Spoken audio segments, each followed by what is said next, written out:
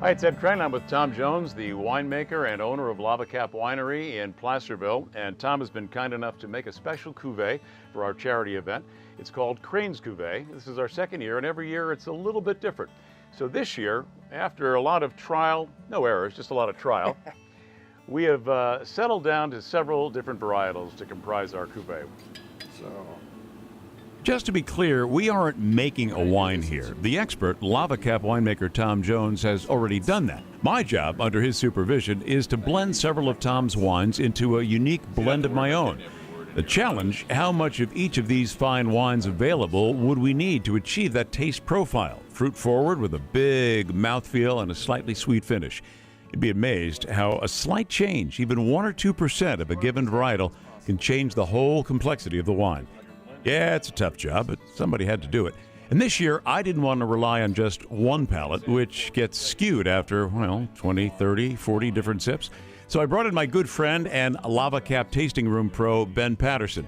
To start, we had a fine Zinfandel Reserve as our base, mellowed with a little Barbera. Our blending options included Primitivo, Merlot, Dolcetto, and Syrah. After a couple of hours of trial and error, we were really close, but not quite there.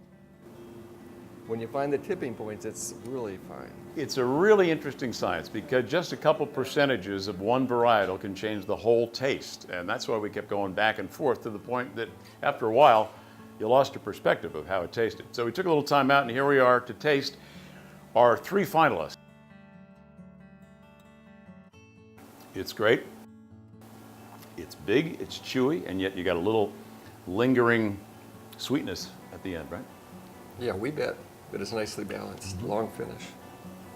So on to number 2.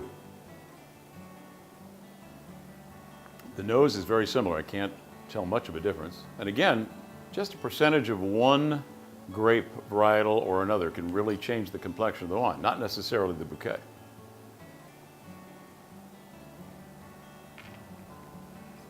This is a little bit softer.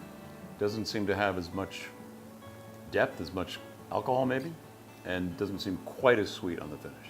So right now, I'm rooting for A. So we are down to our last semifinalist, number 3. A little bit more on the nose, not quite sure what I'm getting, maybe a little bit more fruit. It's more of an intense aroma.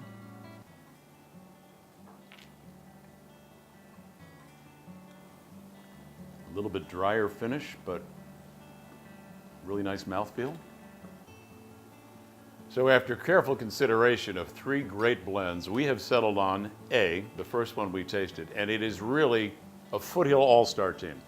Tom has informed me that within this great reserve Zinfandel, we've got a little Sangiovese, a little Barbera. We also have our Dolcetto in there. We've got some Primitivo. You really have a great idea of what the foothill varietals, when they're blended, and they're blended properly by a great expert like Tom, can taste like. So I hope you're asking yourself after watching this, hey, where can I get some of this? Well, the answer is 2 ways. First of all, we're going to be selling it at our Golf and Grape Wine and Wedges event, September 16th at the Air Museum at McClellan.